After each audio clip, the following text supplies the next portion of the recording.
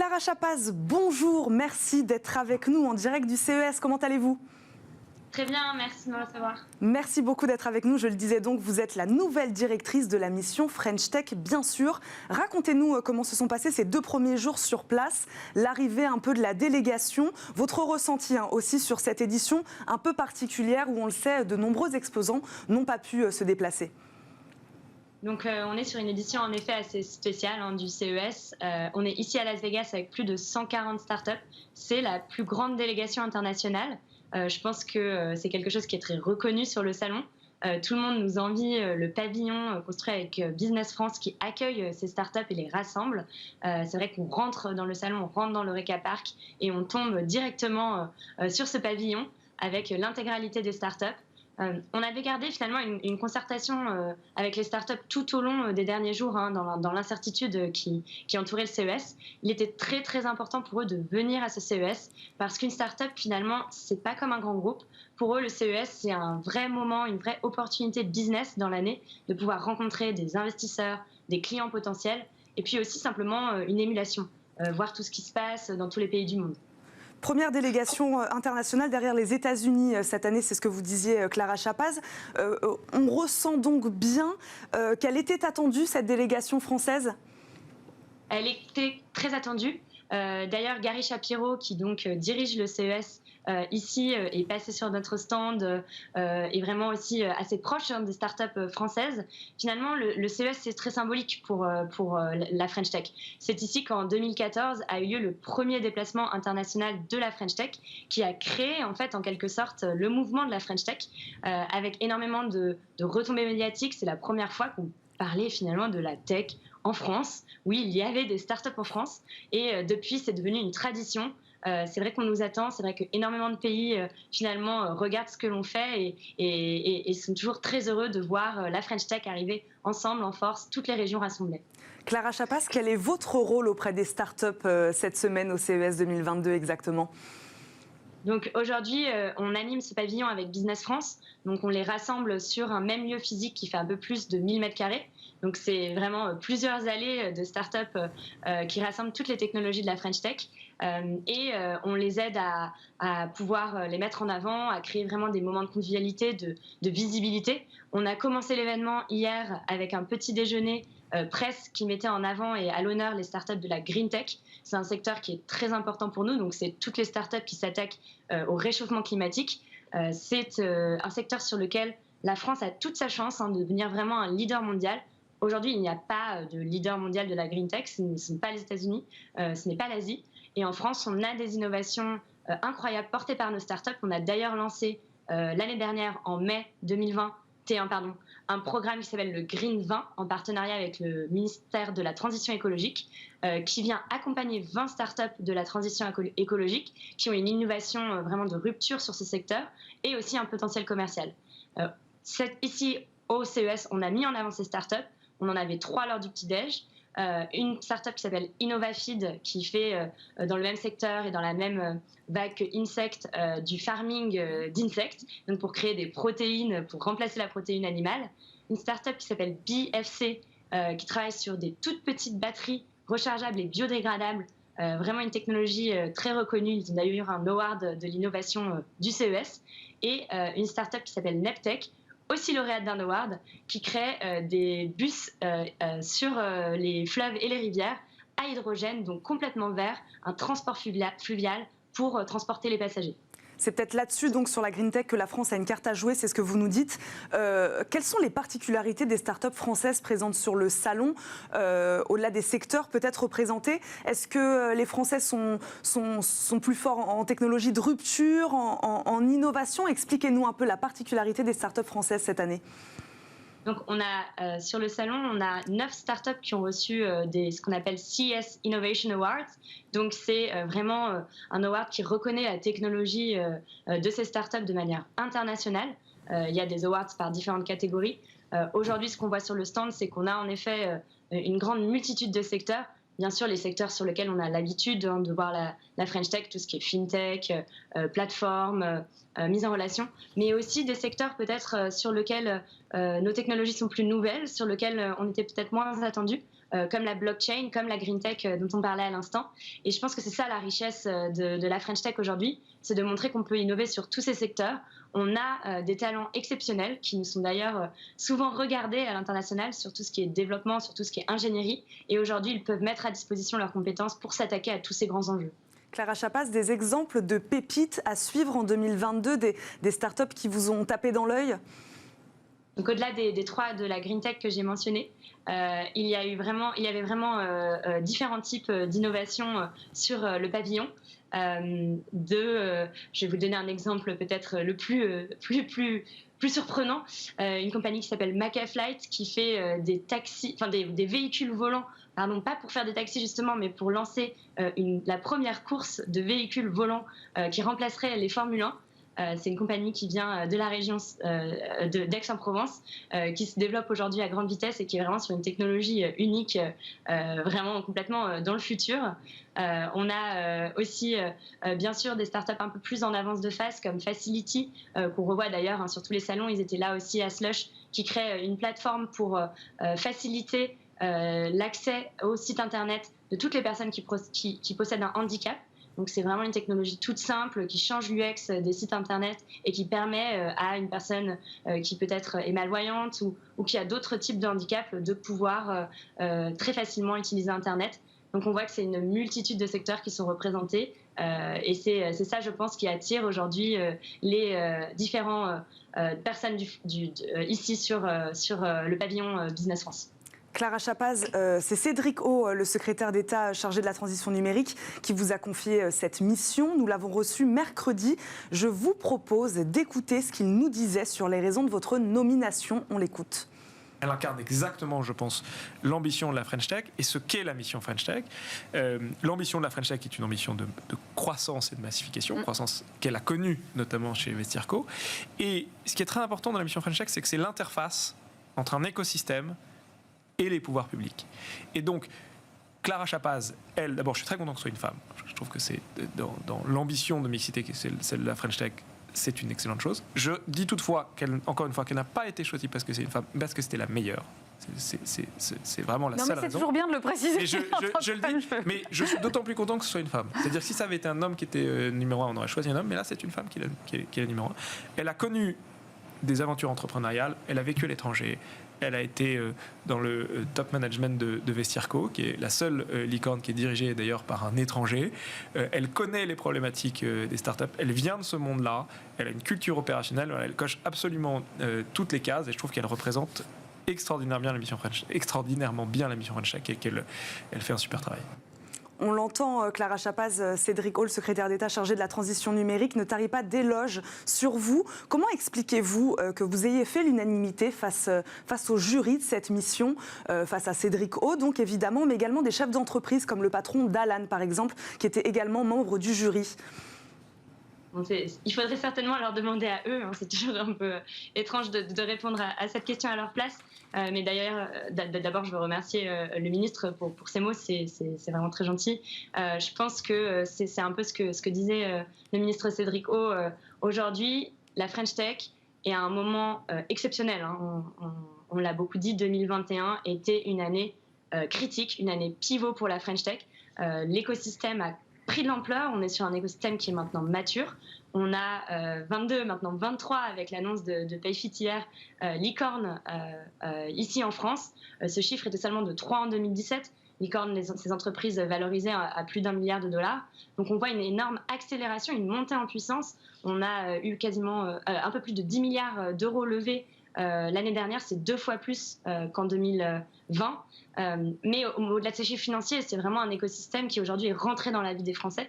Un Français sur 2 utilise un service de nos startups ou un produit de nos startups.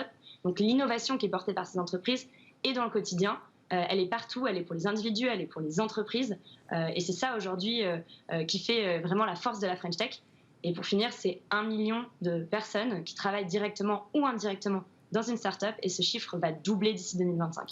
Donc on est vraiment sur un dynamisme, un passage à l'échelle et je pense que c'est en effet ce que j'ai pu voir dans mes expériences précédentes, que ce soit chez Vestiaire Collective qui est devenue une licorne pendant mes 3 ans au CODIR de Vestiaire Collective ou aussi à l'international. J'ai eu la chance de pouvoir faire partie d'une aventure start-up en Asie du Sud-Est, en Thaïlande, Hong Kong, Singapour, aux États-Unis, en Angleterre. Et je pense qu'aujourd'hui, l'internationalisation pour ces startups, c'est vraiment un moment important. C'est pour ça d'ailleurs qu'elles sont ici au CES, parce que la France, c'est un marché très intéressant, mais c'est un marché de taille relativement modérée sur la scène internationale. Donc très vite, il faut aller à l'international.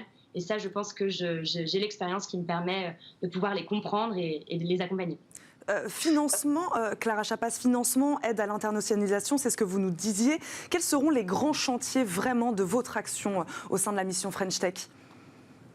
Donc dans ce moment de passage à l'échelle, la feuille de route qui m'a été confiée par le ministre, elle est extrêmement intéressante parce qu'elle est très riche. À la fois, on a cet écosystème qui mature avec de plus en plus de startups de taille très importante, ces fameuses licornes. Mais il faut continuer à les soutenir. Donc ça, c'est l'axe numéro 1. Comment est-ce qu'on peut continuer à créer nos géants 22, 23 et peut-être plus licornes, c'est très bien. Mais quand on regarde autour de nous, aux États-Unis, en Asie, finalement, la France, mais même l'Europe, reste de taille relativement limitée sur la scène mondiale. Clara Chapas, quels sont les freins justement qui font qu'aujourd'hui ces startups n'arrivent pas à passer ce cap ?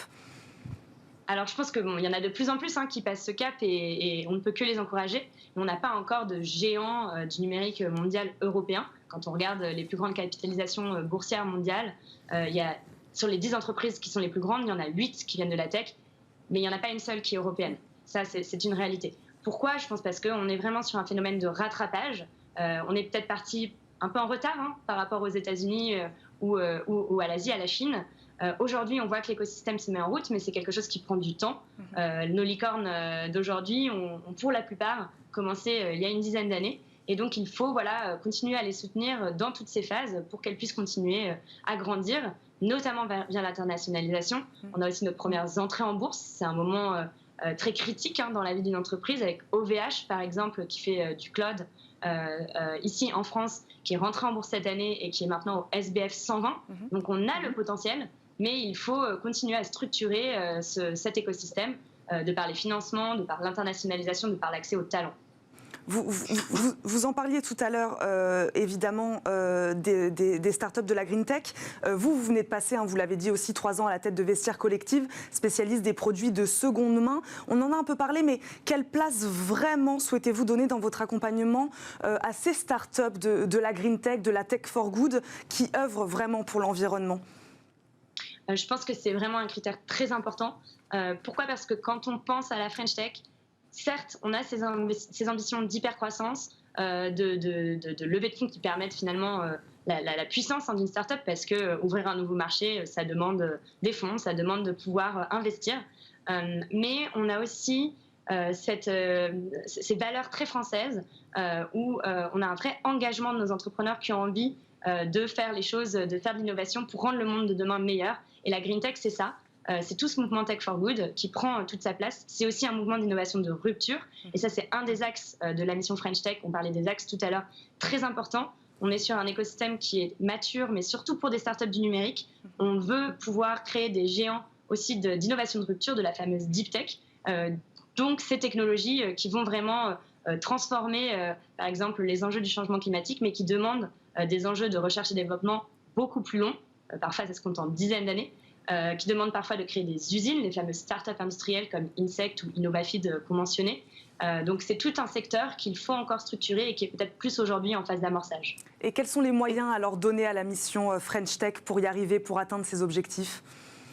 Donc au-delà du Green 20, qui est donc le fameux programme qu'on a lancé l'année dernière, qui vient soutenir les startups qui s'attaquent au changement climatique via un account manager dédié et tout un programme d'accompagnement.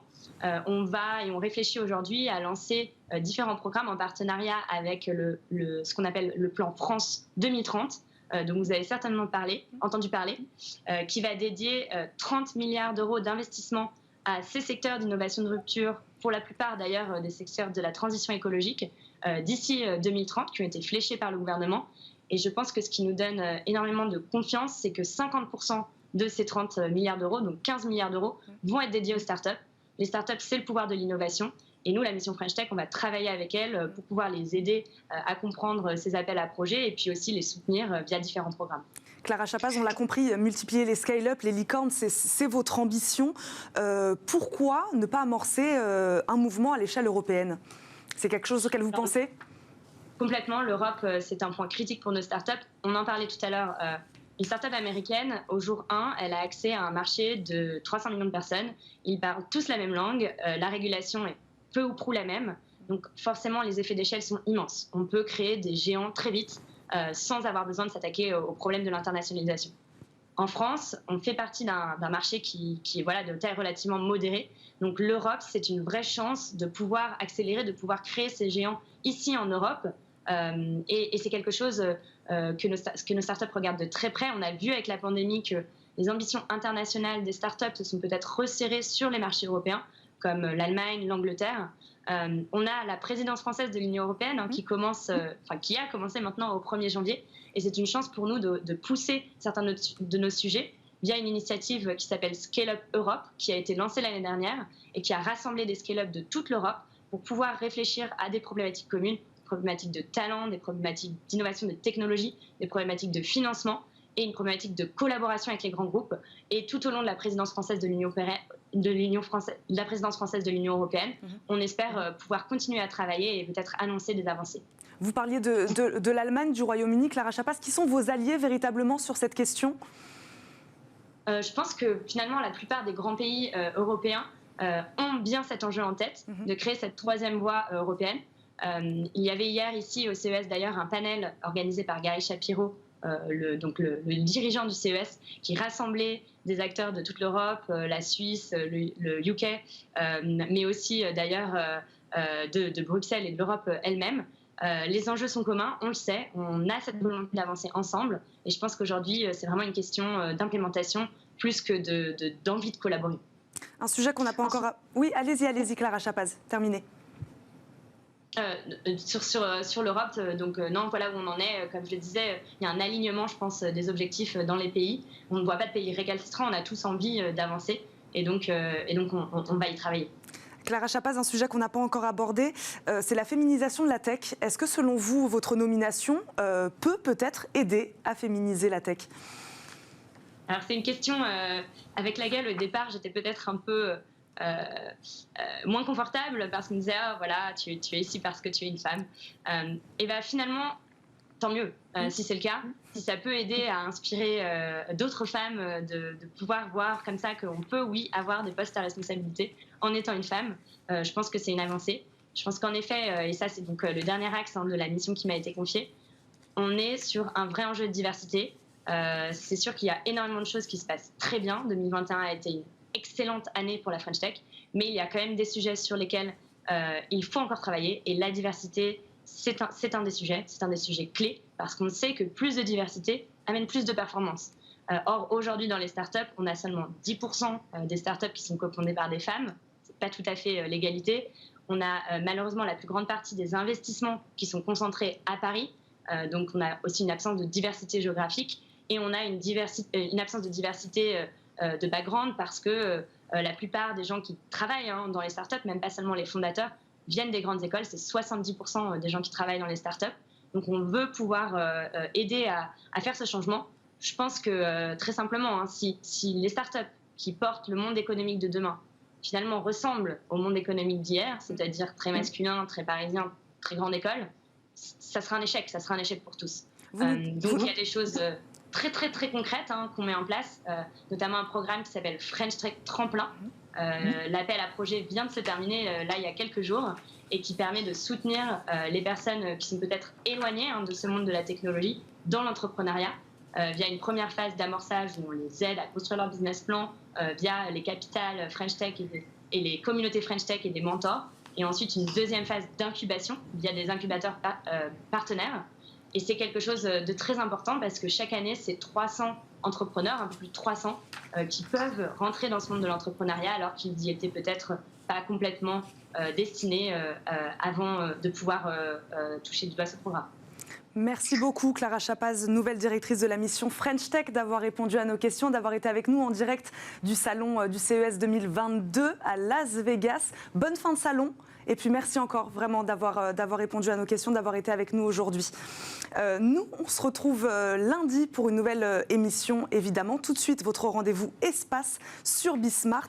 Zoom aujourd'hui avec Cécilia Sévry sur le marché des satellites en pleine mutation. Vous verrez, c'est avec Cécilia Sévry. C'est tout de suite. Nous, on se retrouve lundi pour une nouvelle émission Smart Tech.